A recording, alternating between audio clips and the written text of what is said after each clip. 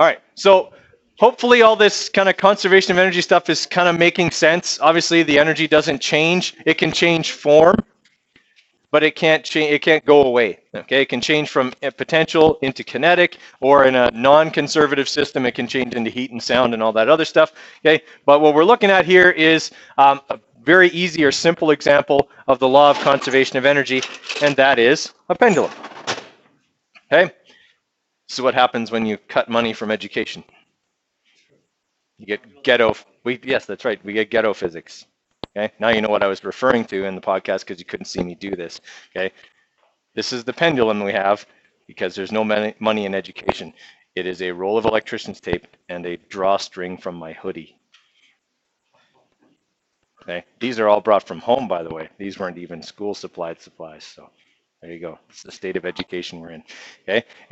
You should make sure you keep that in mind next election. Well, you guys can't vote next election, but anyway, tell your parents they can. Okay, vote for whoever says they'll put more money in education, because otherwise we're all going to have pendulums made out of electrician's tape and hoodie drawstrings.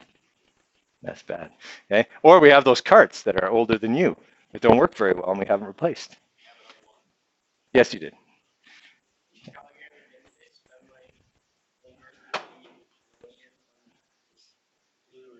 Yep. And then another sculpture after that. Yeah. It could have bought so many high quality pendulums, not electrician's tape and drawstrings. Okay, so with the pendulum, and even though it's a ghetto pendulum, it still works. Okay, so with a pendulum, okay, obviously this is kind of the equilibrium or resting position of a pendulum, center, straight down where gravity is just pulling it and holding it. Okay, if I pull it away from equilibrium, what have I done? Work. Yeah, I've given it potential energy because I've done work, right? I've exerted a force over a distance, and now it has gravitational potential energy. If I let it go, it'll swing. It'll fall back down toward its equilibrium position. Now, while it's doing that, it continues to convert potential and kinetic energy back and forth into one another. Okay, when it's up here at the highest point, it has all potential. When it's at its lowest point, it's all kinetic. I mean, yes, it would still have potential because it's still above the ground, but I'm holding it so it's not going to fall. Okay, so it goes back and forth, constantly converting the same amount of energy into kinetic and potential. Now, obviously, if I don't help it, it stops pretty quickly, right? It's not a perfect pendulum. There's a lot of friction up here where I'm holding it. Okay, there's air resistance as it flies through the air. All those kinds of things. Okay, even a truly like well-designed or well-engineered pendulum with very little friction stuff. I think the one they have in the Smithsonian is the most efficient pendulum in the world. It'll swing for about 20 hours on its own. Okay, without having anything done to it other than the initial work of drawing it away. Okay, how many people have ever seen like an old-fashioned grandfather clock? Okay, with the actual pendulum inside. Okay, so yeah, you pull the pendulum away and you let it go and it swings, but there's actually a spring inside that you have to wind that keeps the pendulum going. Okay, because obviously in the real world, a pendulum loses energy all the time. Okay, so those springs are adjusted and they help to keep the pendulum going throughout the day, and you wind it the next day and it goes. Okay, the problem is that those old-fashioned grandfather clocks lost and gained time throughout the day. Because when they were first wound up, the spring had more energy. Okay, and it's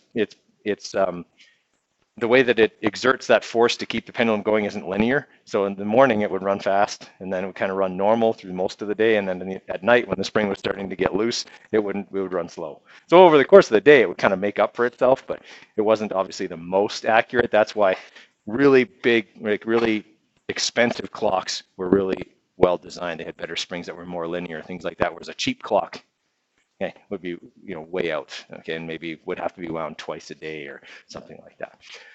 All right, so with a pendulum, we're just looking at the conversion of mechanical energy, okay, but the amount of mechanical energy remains the same all the way through the swing. All that changes is how much of it is potential, how much of it is kinetic, same as the roller coaster problems we went over on Friday. Okay, does that make sense to everybody? All right.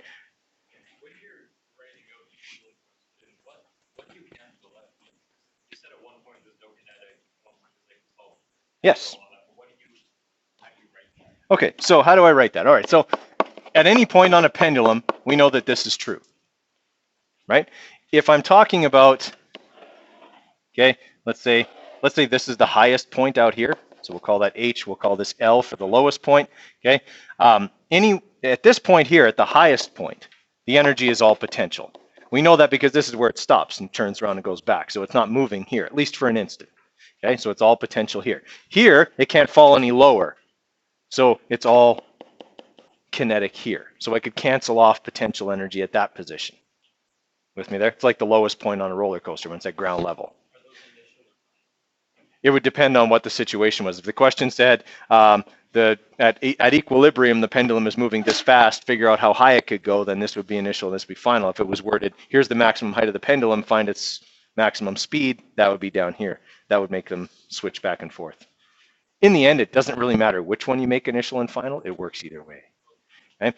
Now, if I had an intermediate position, like right here, it would have some of both, right? So there'd be EK plus EP. And that's true at all these positions. It's just that at two of them, one of those values is 0. Okay, we just cancel it off in that case. Okay, any other questions on how the pendulum works? Okay, just same as a roller coaster, we'd set it up like this and then go EK initial plus EP initial equals EP final plus EK final and expand it out, same as we did on Friday. Okay, really nothing changes there. Okay. All right, so let's just kind of go through these together here and kind of see how we do with these. So first off, mechanical energy, what is it?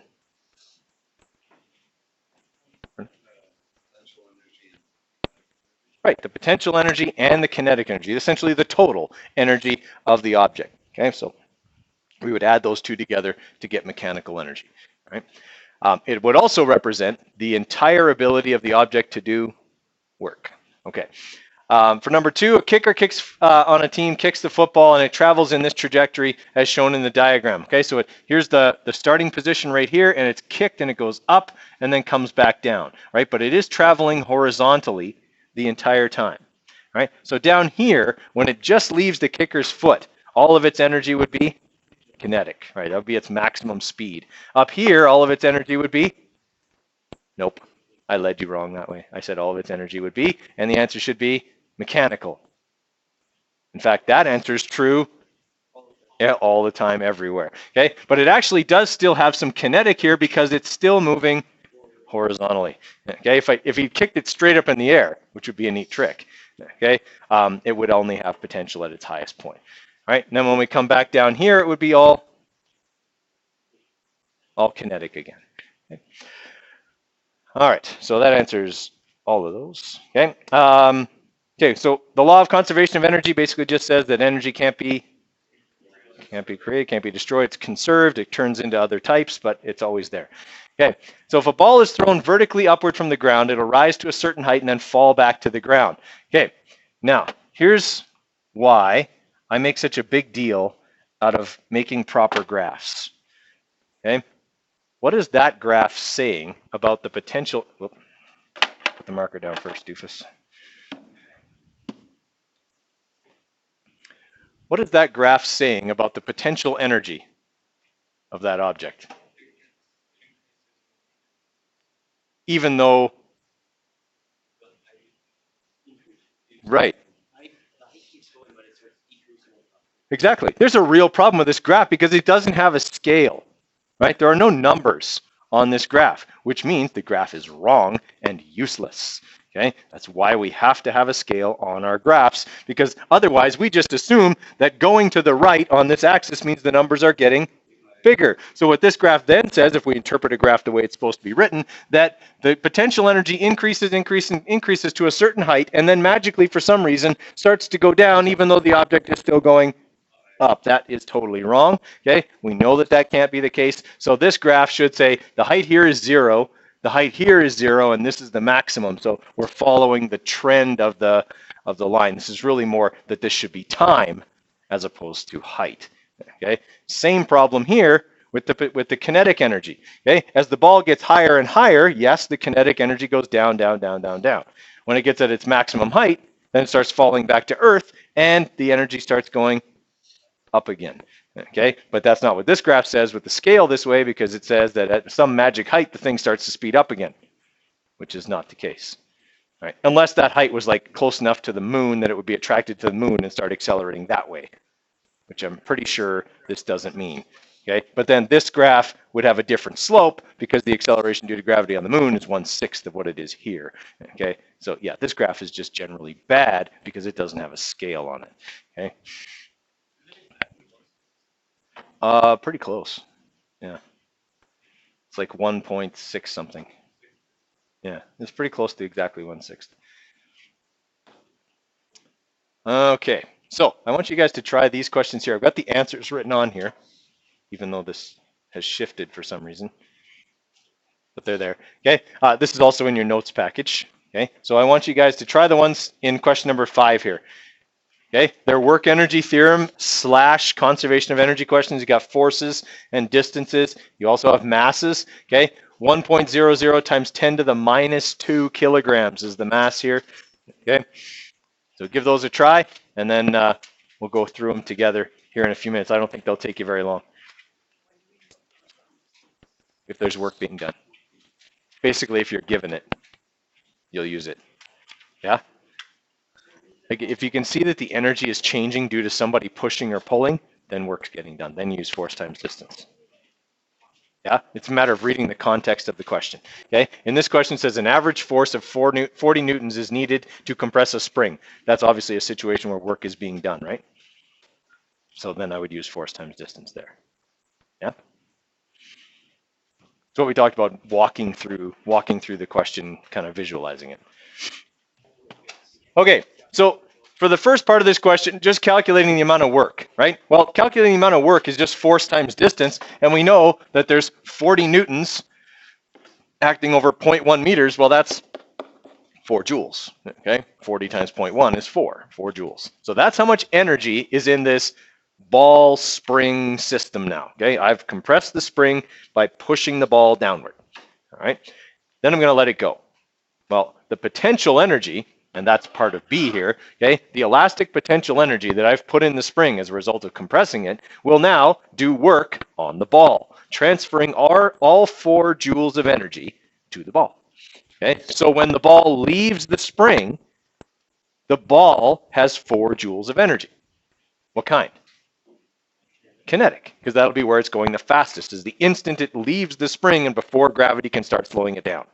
Okay, so if I wanted to calculate how fast that ball is going when it leaves the spring, okay, that's just going to be a kinetic energy question.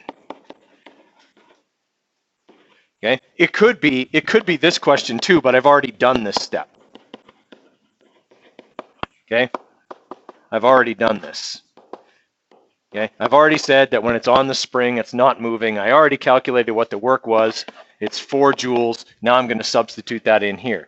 Okay, so I'm going to say that I'm looking for V, so I'm going to divide both sides by half of M and then square root. So that's gone and that's gone. And then I'm going to put in my 4 joules, okay, divided by 1/2 times 0.01 kilograms, square rooted. Okay, and when I punch that into my calculator, I should get 28.3.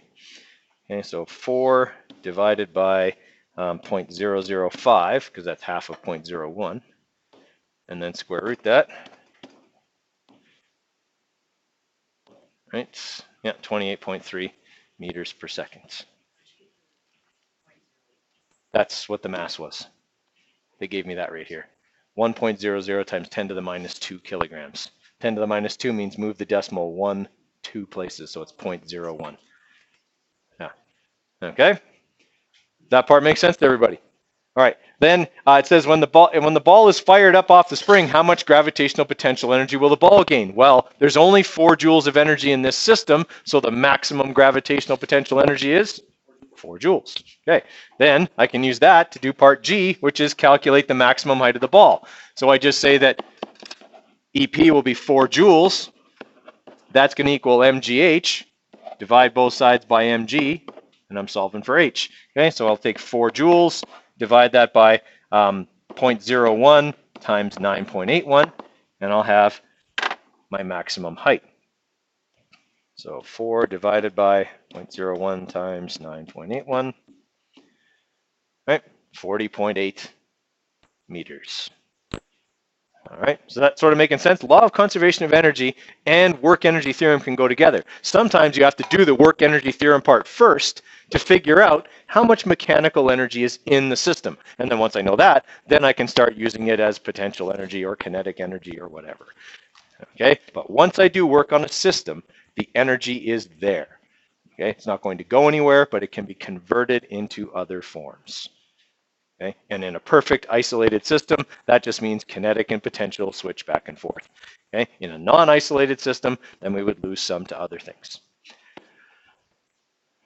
Okay. So number 10 here. If a ball at a certain position above the surface of the Earth has gravitational potential energy, explain why the ball will not necessarily have the same amount of kinetic energy when it is dropped back down to the Earth's surface. Okay, so this would be like a real world situation. Yeah, mostly air resistance. That's what's going to resist it on the way down, and steal energy, because anything falling makes noise. Right? We can hear the air being pushed out of its way. That's friction. That's air resistance. So it would be converting some of its energy into sound. Right?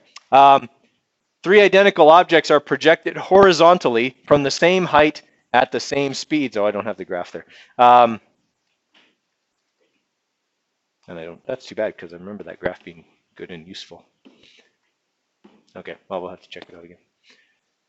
Okay, so on this note though, if I project something horizontally, does it fly in a straight line? No, gravity pulls it down, right? Okay, it's what we call a projectile arc. Okay, gravity just pulls it back down to the ground. So here's a question to pose to you. I have a gun that's got a bullet in it, and I have a bullet that has no gun, and they're side by side. They're both a meter off the ground. I fire the gun and drop the bullet at the same time. Which one hits the ground first? They hit the same time. Yes, they do. They don't hit in the same place. Make no mistake. It's not the same place, but they hit the ground at the same time. Not lying. They're both 1 meter off the ground. So I have the rifle on a bench rest or something like that, and I have another bullet sitting right beside it. I pull the trigger and drop the bullet at the same time. Or I have a machine that does it, so that there's no human error. Okay? They both hit the ground at exactly the same time, because they're both attracted to the ground and they both have the same distance to fall. Okay? Going horizontally forwards doesn't change how fast you will encounter the ground. You will encounter the ground after the same amount of time. The difference is where. Okay? This is something you have to account for. Has anyone ever fired a rifle or? Okay? You have to account for this. If you're taking a shot of over a certain distance, you have to account for the fact that the bullet drops as it flies. Okay? This is what all snipers have to account for. Okay? They have to account for the fact that as the bullet flies, it's going to fall towards the ground. So they actually have to aim above, slightly above their target, more above their target depending on the length of the shot. Okay? So if we're talking about the guy that holds the longest shot record, he's Canadian military sniper, by the way, Canadian guy. Had to use American ammunition, but he's a Canadian sniper. Okay, his shot was almost 4 kilometers. Oh, you got, yeah, everything. The amount the Earth rotates underneath your target has to be taken into account for a shot that long. Okay, so he would have to aim, and this is not okay, my target is on exactly the same level as me, because 4 kilometers, you got to take into account the curvature of the Earth for that as well. Okay, you're perched obviously way above him. There's no way you're making a 4-kilometer shot. Okay, he has to. In fact, on any long rifle, the scope can be adjusted. It has to be in order to account for how much you have to essentially aim above your target. So you click the scope, and what it does is angles the scope downwards. So forgive my terrible drawing here.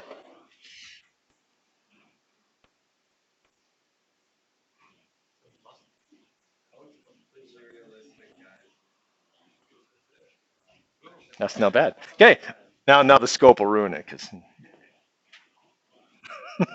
there's a scope on the top. Okay, I never said I was an artist. Okay, so we got the scope on the top. Well, the scope can be adjusted so that the scope angles, instead of being straight down the barrel, which you might use if something was within 100 yards. Okay, but if it's longer than that, you can adjust the scope so that the scope aims downward.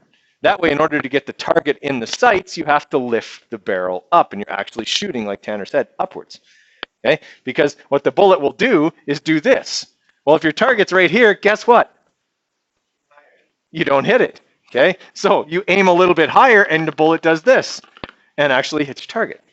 All projectiles are like that. When you were a kid and you played with the hose in the backyard, do you ever notice that it made an arc? And if you lifted it up, the arc went further? That's exactly the same thing. Okay? The water is a projectile. Okay? You wanted to make it go further, you put your finger over the end and you aimed a little higher, and it would arc a little bit further and you get your friend wet. Okay? That's how it works. Okay? It's a projectile arc. But believe it or not, a dropped bullet and a fired bullet hit the ground at the same time, provided it's fired perfectly horizontal.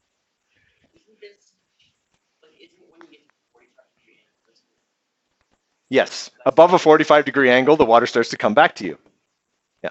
So he had to aim for it exactly 45 degrees. It was a downward shot. He was in an elevated position, firing down his target. What's that? I think it was his third shot. Yeah. I'm not saying it was like, oh yeah, here's the windage, here's the distance, pull the trigger and hit the guy. It's not, yeah. Was it a still target? From my understanding, watching it on the History Channel, it was a moving target. Yeah. And the guy, they interviewed the guy, and he's like totally humble. He's like, look, man, that was like a 1 in a million shot.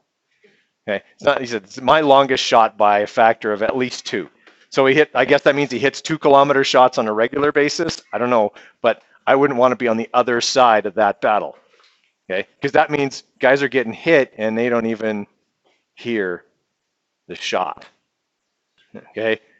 Because a bullet fired from that kind of a rifle travels faster than the speed of sound, and you're so far away that the bullet hits the ground before you hear the shot. You may not even hear the shot over that distance. Okay, from 4 kilometers, the sound may dissipate, or if it was suppressed, not make enough sound to be heard. Okay, so yeah, that's something to think about. There's actually an expression in some branches of the Army that you never hear the bullet. Okay, you never hear the bullet that gets you because it gets there before the sound of it. That's also kind of scary. Okay, let's talk about happier things. Okay, yeah, talk about happier things. Okay, let's have you guys try this one. Okay, I've got a 1,600 kilogram roller coaster. It's at the top of a 50-meter hill, moving at 5 meters per second. I want to know how fast it's going on the top of this 8-meter hill a little while later. Okay, we went over exactly this on Friday. Okay, remember that it starts out like this. The mechanical energy initial equals the mechanical energy final. This is it. Because I would either give you a picture like that, or you could go like this. VI equals 5 meters per second. HI equals 50 meters. VF is a question mark. HF is 8. Yeah? Either if I give you the picture, then that's what you do. If I don't give you the picture, draw the picture. Yeah. All right, I'll give you a few minutes on that. Okay, so we've set this up and we know that in an isolated system, which is where this roller coaster exists, so it's completely silent, makes no noise or anything, okay, that all the energy is conserved. Well, even on the moon, there'd still be friction. It just wouldn't make any noise, right? If you're floating through space, technically there should be none. If there's no gravity, there's no friction. No, not necessarily. I mean, gravity certainly plays its part on contact friction, but falling through the air or moving through the air horizontally still produces friction. Even though there's like, if there was no gravity, moving through gas would still create friction. Yes. Yeah. A vacuum. Yeah. Okay, so we got our initial mechanical energy, and we have both potential and kinetic initially. So we're going to say EP initial plus EK initial equals EP final plus EK final. And we know from this situation that both are present there as well. It's moving and it's still 8 meters off the ground, so both are present. Okay, now we can expand it out. M times G times H initial plus 1/2 MVI squared equals MGH final plus 1/2 MVF squared. Now we're looking for this. All right, we can cancel off the M's if we want, but we don't have to. Okay, we can keep them in there. I like to cancel them off because I find them cumbersome. Okay, so I'm going to get rid of them. And then I'm going to manipulate for VF. That means first thing I got to do is subtract the final potential energy over to this side. So I'm going to have GHI plus 1/2 VI squared minus GHF equals 1/2 VF squared. So what do I do with the 1/2? Divide it over to the other side. All right, and then square root. All right, so now I've got my equation. So VF will equal the square root of 9.81 times 50. So there's representing my initial potential energy, sorry, plus 1/2 times 5 squared, representing my initial kinetic energy, minus 9.81 times 8, representing my final potential, okay, and then divided by 1/2, okay, will give me my final speed on this one. Okay, so 9.81 times 50 plus 0.5 times 25, 503, okay, minus 9.81 times 8, all right, divided by 0.5, and then square rooted. All right, so we're looking at a final speed of 29.14 meters per second.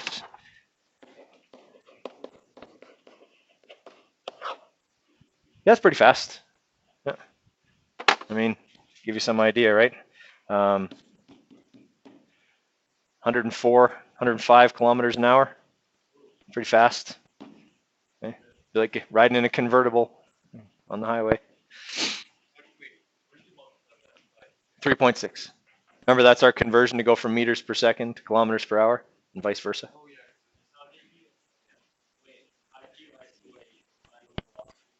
Okay, so I isolated final velocity, okay, by first off subtracting GHF over to this side, right? Because I was adding it to this. So I subtracted it over, so here it is.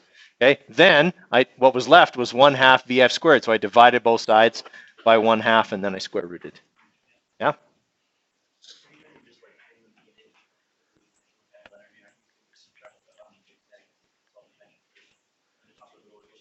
But it isn't, it was moving, right? It was moving at 5 meters per second. So I have to include that. It does represent some energy. Not a lot, but enough to get me the answer wrong if I don't do it. Okay?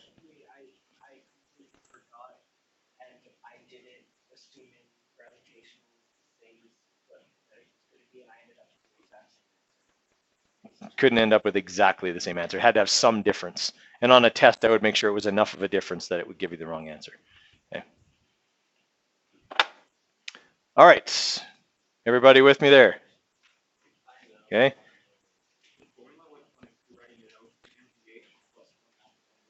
Yep. Nope. No, you can have kinetic energy first. Makes no difference. I just, in my mind, always go potential, then kinetic. But yeah, you could do either one. Right? So it always works the same, right? We're saying that our initial mechanical equals our final mechanical. We're showing the components of mechanical, potential and kinetic. We're putting them in, okay, and then just isolating whatever it is we're looking for. Okay, I want you guys to try this one. Okay, same idea, just a toboggan instead of a roller coaster, right? Now on this time though, it says how far above the bottom is it? So we're looking for a height this time, right? Okay, so let's have a look at this one. So we got a hill, like so, toboggan, on it. My artistic ability in full effect, okay?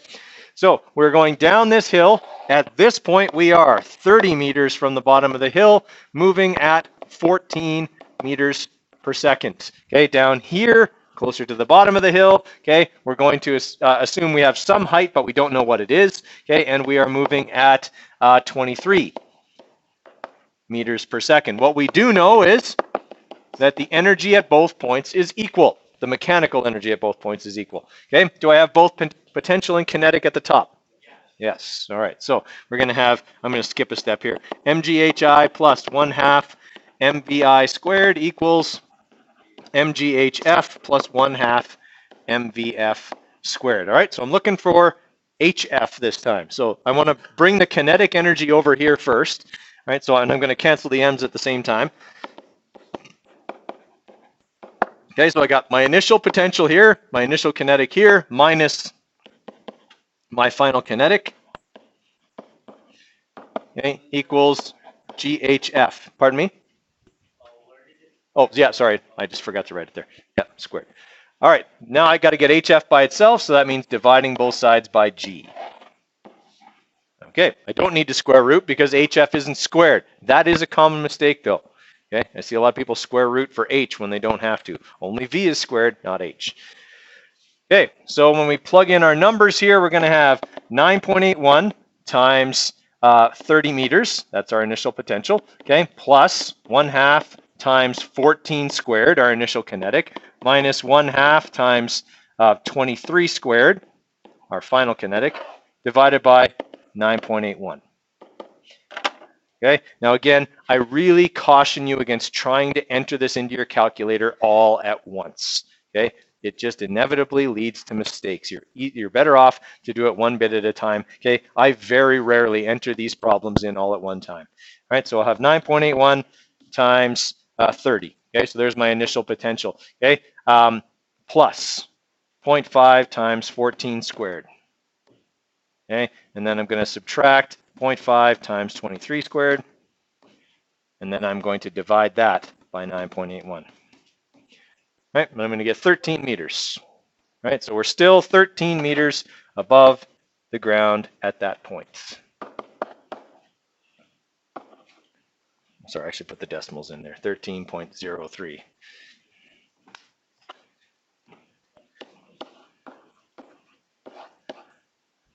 Okay, do they all work similarly?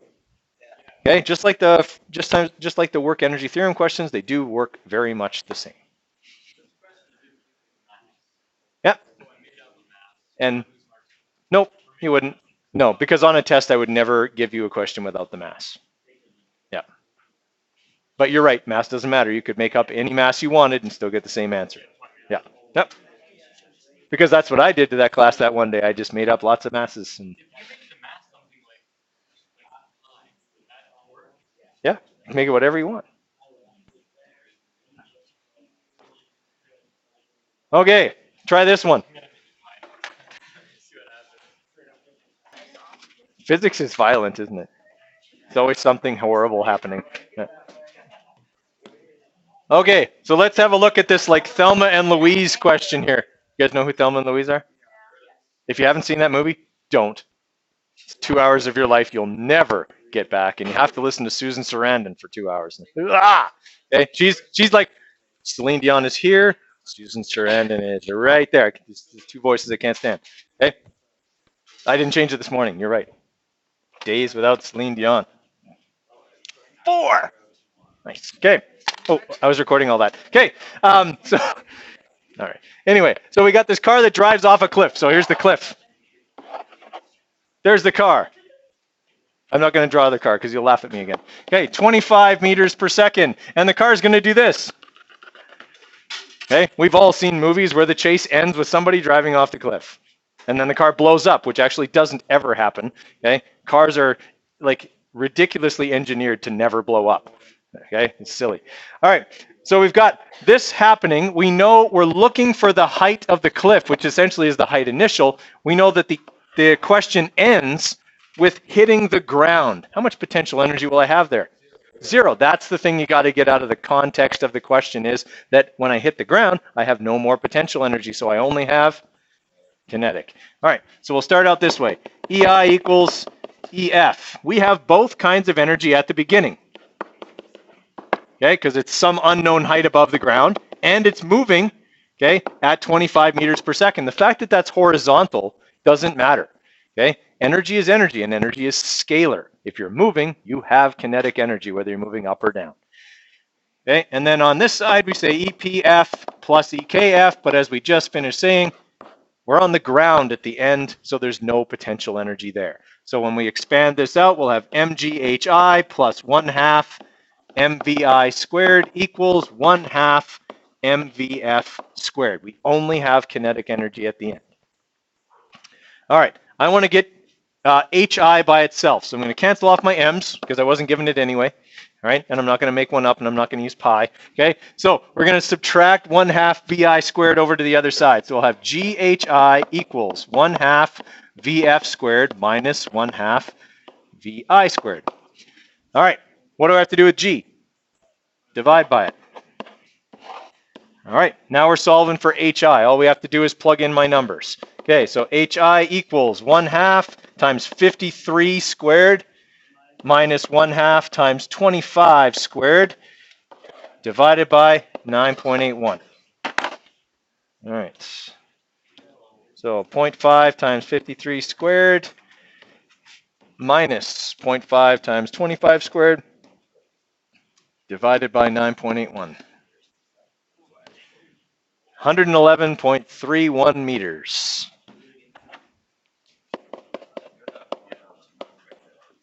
Okay, that's a long way to fall. You would not want to be in that car. Okay? However, I was the only person in the theater who cheered when Thelma Louise drove off the cliff because I knew that meant that the movie was going to be over soon. And I was promptly like given several really like dirty looks. But I didn't care. I wanted to get out of there because I hated that movie. Okay.